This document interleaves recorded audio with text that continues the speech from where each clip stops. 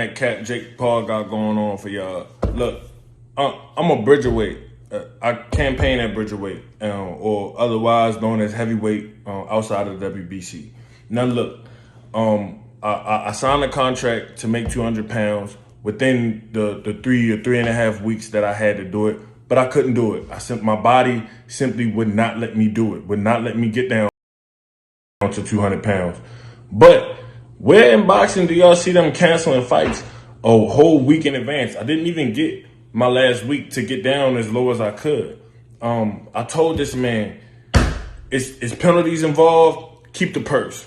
Keep the purse. I fight you for the $5,000 minimum. That's how much it means to me, and that's how much faith I have in knocking him out. I would have beat this man with one hand, just like I did in the gym.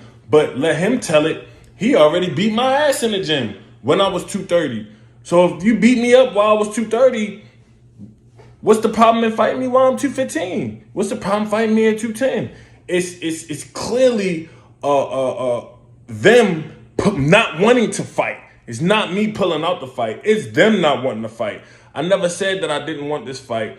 And the only thing that I can conclude is that they scared. I mean, they tried to drain me down. I told them, look, I ain't gonna be able to get all the way down to cruiserweight. I mean, it was a astronomical feat in and of itself from the beginning. From the beginning, when they called me to spar him for Anderson Silva, I told them what my weight was. They knew what my weight was, and they knew I was gonna have to lose about a pound a day for 30 days in order to make 200 pounds.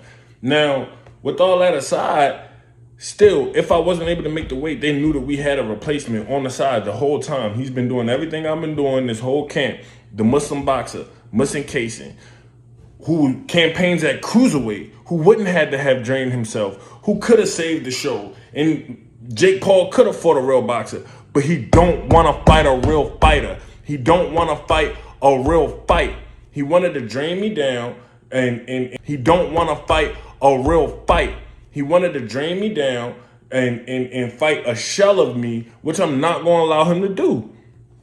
Now, they didn't move the goalposts and move the finish line closer and have me weigh in all these extra days early and then pull a plug on the fight like we don't want to fight.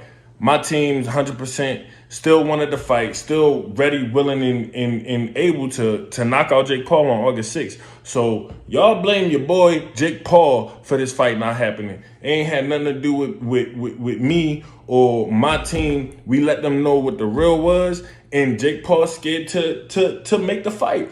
All he got to do is say, okay, I beat you up at 230. I beat you up at 215. I'm still coming down in weight. Or I beat you up at 210. I'm still coming down in weight. But he don't want to do it because he don't want a real competitive fight. He wanted me to be a shell of myself when we got in there and got in that ring.